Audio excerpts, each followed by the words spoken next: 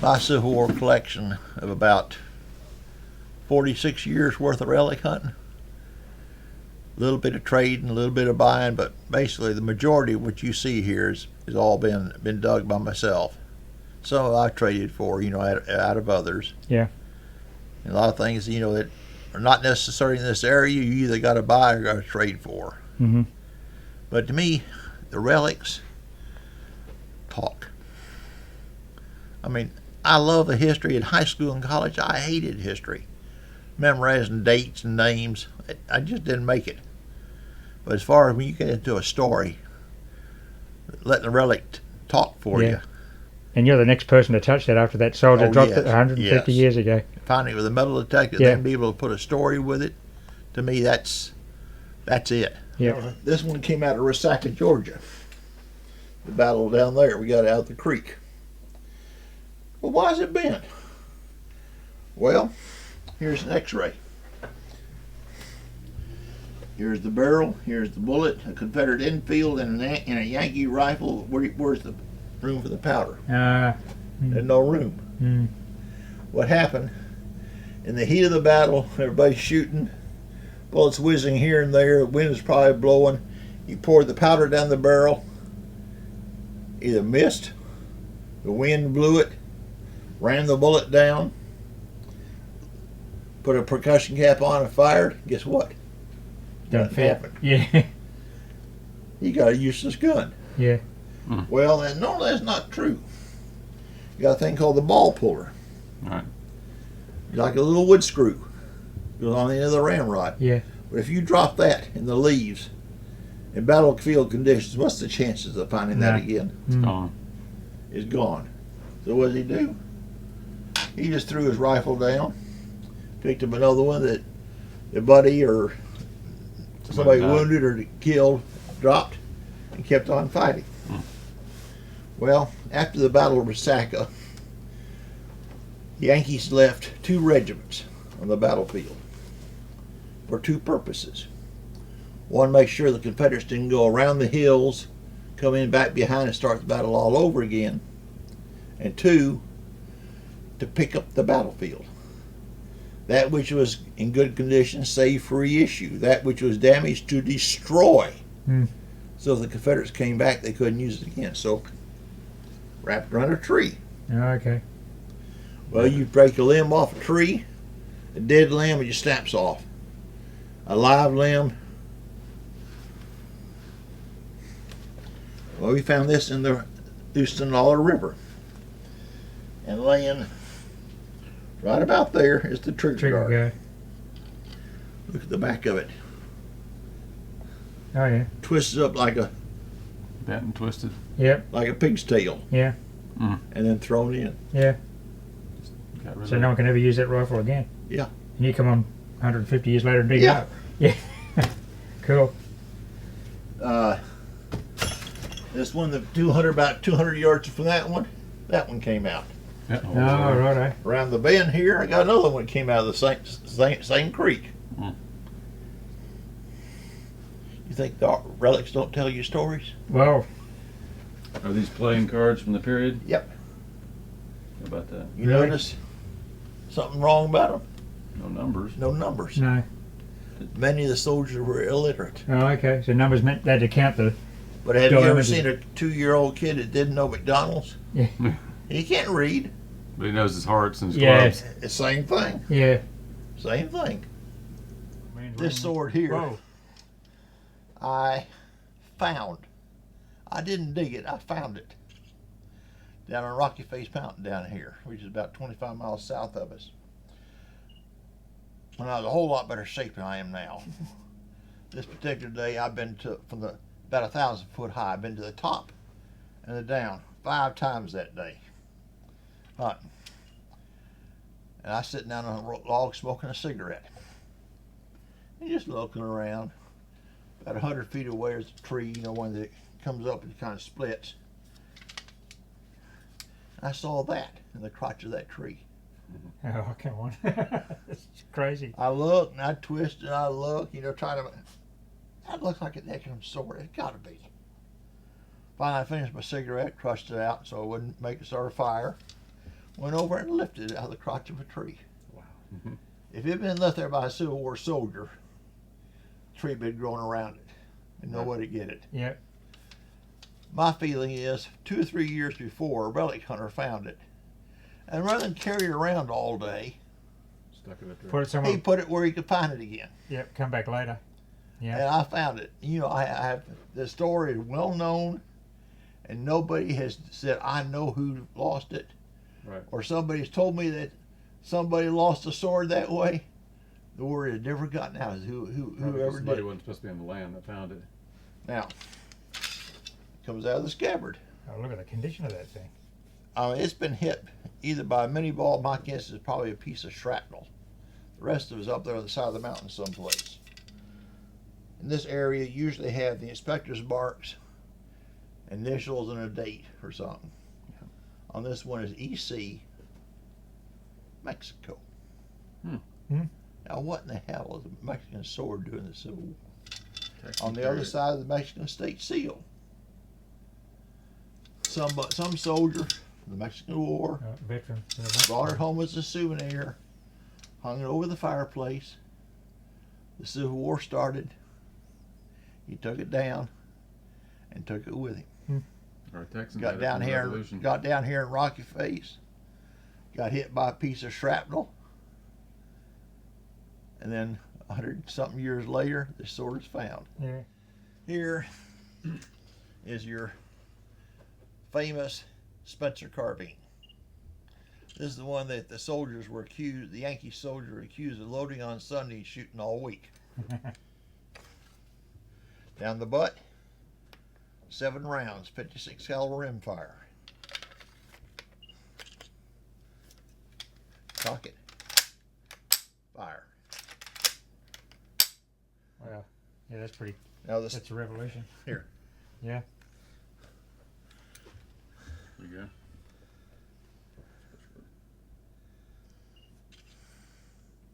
Now That's a beautiful it's a weapon. beautiful weapon. Oh yeah. There you go. There's your British Enfield. So these were widely used in Australia in the goldfields in the 1880s and 1890s, of course. Yeah. But they're obsolete with the army then, but I guess. That's about now it's about a $1,800 rifle. Yeah. That one I wouldn't be worried right now to load it and fire it. Yeah, right, it looks right like now. it could. That's beautiful. Yeah, these were widely used in Australia. Widely used by the army and then by all the prospectors and all those. Yeah. Oh, yeah. Everyone had to. Yeah. Now there's your model 1861 Springfield. 58 caliber. Yeah. And- 5.77, which is just right at 5.77. 58. And what is this one? 58. Same thing. Okay. Yep. Basically, ammunition interchangeable. Yeah, we're fairly common find in our goldfields the 5.77 Schneiders. Well, the Snyder Enfield is a little different. Yeah. The Snyder Enfield has actually been converted to a breech loader with a full cartridge. Yes. Paper cartridge then, I guess. No, it's actually metallic. Oh, okay. Um,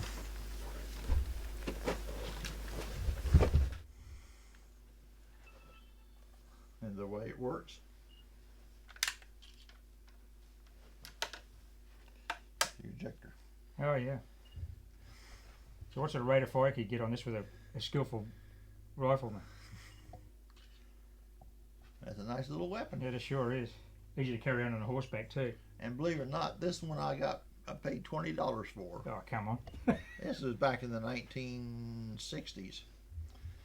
I ordered it, and it came Railway Express. And I took it, actually had it in college with me. And I got talking to the barber one day who happened to be a gun collector up there. I told him about it. He said, "Bring it down here sometime." I said, "I'd like to see it." He looked at it. So you take $500 for that. This is 1962 or 63. He looked at the serial number, A389. That's one of the original 500. That was actually a muzzleloader. Yeah. The Just breech converted was to cut breech. off and converted. Yeah. That's one of the original 500 that was converted. So what's the date of this rifle? Probably that one's actually, the lock plate says 1870 something. That's right in my time frame. Yeah. Yeah, that's perfect. That's a nice weapon. Huh? That's just you can understand why they were so. Yeah. Well, they're popular. Yeah, Big caliber. easy portable. Yeah. Easy to use. You want to get hit with that caliber bullet at any time.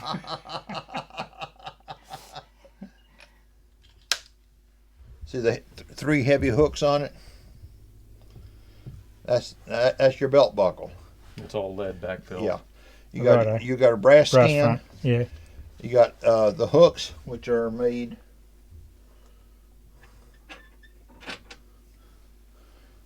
like this, and they're seated in lead. The lead, all that does is help hold the face on. The hooks, all one unit. That's what actually carries the weight. Then your breastplate was here in the middle of the chest. And your leather, your webbing, in other words, your leather Yeah. webbing. Yeah. You got a cross belt because your ammo pouch weighs about 7 or 8 pounds, which gets heavy after a while. That help takes the weight, put it on your shoulder. And can you imagine a nice, shiny, bright breastplate Yeah. in the middle of a target. dark blue Yeah. flannel uniform or wool uniform? Yeah. It's a bullseye. Nice bit of design. What's the big one on the end? That's actually a bucket, a sponge bucket for where they swab out the barrel Oh, yeah. before reloading. Now here's the biggest one I have. That one's 95 pounds. What kind is that one? That's 7-inch diameter. I had to carry that thing a mile Yeah, You probably do have it. to that. Yeah. to get it out. Not anymore. Canister or? Yeah, that grape. What's the size where it goes from grape to canister? How do you define the difference? Okay, the difference is Gee, that's pretty nasty. That sort of ammunition, isn't it? Oh yeah. grape shot. Okay. Canister, excuse me, this is canister. You got an iron plate on the bottom and on the top. It's wrapped in the tin can and crimped over. Okay, this is a shotgun shell for a cannon. You can imagine 500 yards when they're coming at you in a line, what damage that would do. Canister comes from the term, it's wrapped in a tin can. Grape shot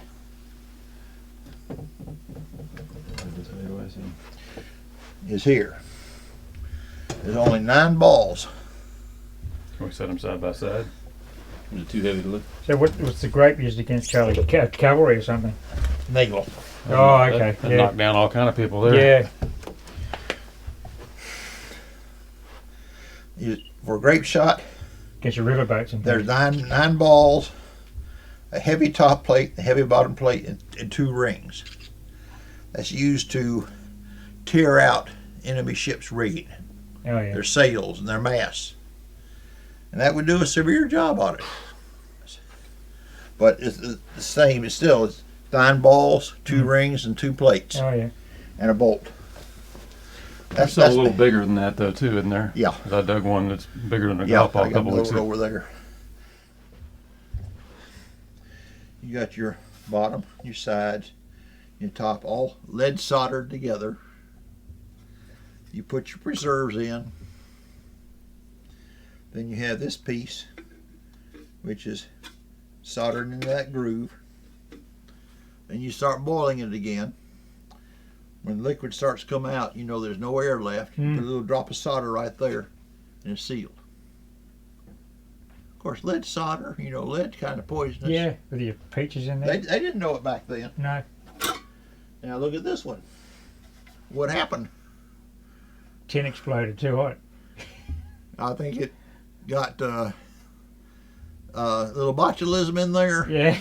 The bacteria started growing, and it exploded. We dug this out of a trench down here. So in Resaca. that canning method dates from the 1860s, obviously. Actually 1850s. Because I've just learned something then. Because Yeah. that recently, about 3 weeks ago, I was at an old site which dated from the 1870s, and I found a heap of those ring tops of cans, and I Yep. thought, what the heck's this? Feel that? And that's, oh, geez. Right down there. Careful. Crazy.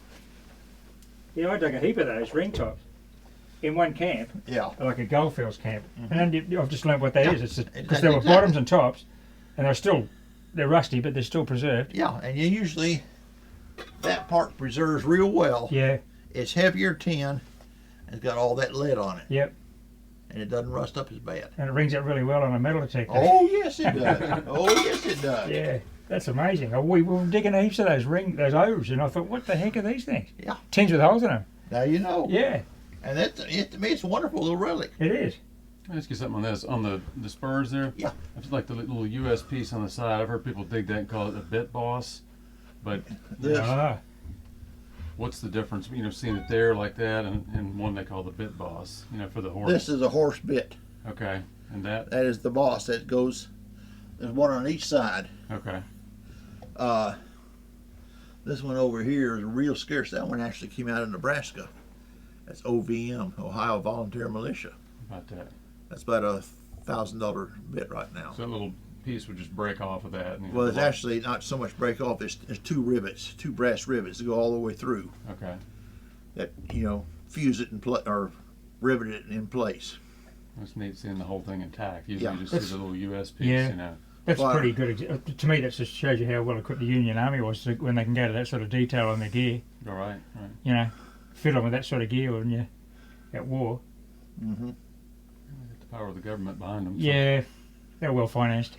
I found one of those curry cups. Familiar with the old cowboy movies.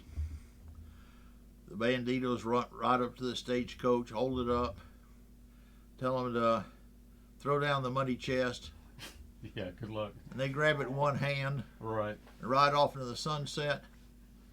There's a money chest. Yeah, go pick that up with one hand. Go up and pick up one end of it. Go ahead. Go try it. Pick one- up one end of it. This one over here. Yeah. There's your strong box from the. This is. Oh yeah, I'm doing that. I'm throwing that down from a stagecoach too, aren't I? It's gonna hurt someone. Just like TV. Plus the cargo in it, Right. all the gold bars. That's about 160 to 180 pounds. God. Empty. You put a few $1,000s worth of gold in it. Yeah, You're talking about 200, 300, 400 pounds. yeah, that's right. They grab it one hand and ride off into the sunset. Yeah, well, that's Hollywood. He's savage. Oh yeah. Now, paper mache, when it gets wet, it expands. Yeah. When it dries, it shrinks. And start, figure out the formula, and make their own. Yeah. Well, he died. So that's the one found piece by piece. Oh, Charlie found this one piece by piece, and it was in a creek. Yeah, Yeah. over about a 5-year period. Oh yeah, that was the story you were telling us. Now the cylinder, I never did find the cylinder. The cylinder came from another site. And the rammer is non-dug, and the cylinder pin is non-dug. Other than that, it's all... All authentic from the same site. Well, Charlie, we've really enjoyed this evening. It's been a real privilege to be into your private collection. Thanks very much for having us here. anytime. Absolutely fabulous collection. And it may not be here more than a couple of years, too. Yeah. Well, it's a treat to get to see Well, it. one of So the we appreciate reasons, that. one of the reasons I'm actually appraising it that way, I'll have photographs of everything. Right. At least I can use that in magazine articles and books and everything else, even though I don't have it anymore. Right. Well, it's a pleasure to meet such a veteran relic hunter and go back 46 years in the business. I've been hunting since before you were born, huh? A year Yeah. before I was born. Born in 67, so you Okay. started in 68. Yep. Yeah. Thanks very much, Charlie. It's been wonderful. Okay. Thank Yeah. you.